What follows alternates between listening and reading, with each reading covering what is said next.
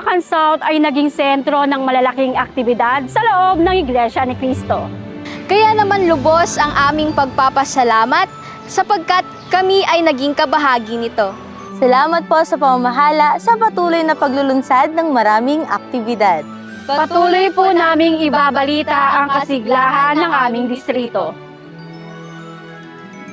Sa pagsapit po ng Iglesia ni Cristo sa ika-111 anibersaryo ng pagkakatatag, ang amin pong distrito ay kaisa ng buong Iglesia sa pagpupuri, sa pagluwalhati at pagpapasalamat sa ating Panginoong Diyos.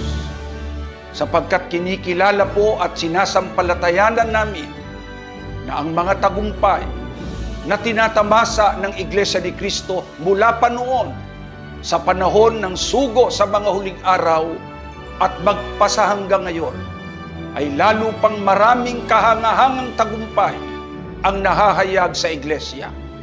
At ang lahat ng ito ay gawa ng makapangyarihang kamay ng ating Panginoong Diyos.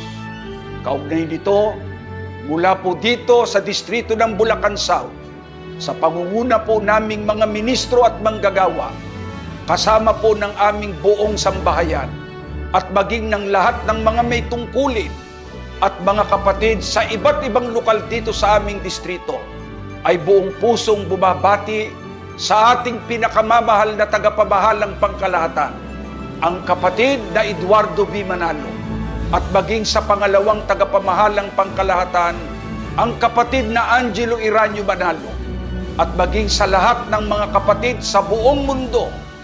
Happy 111th anniversary po sa ating lahat.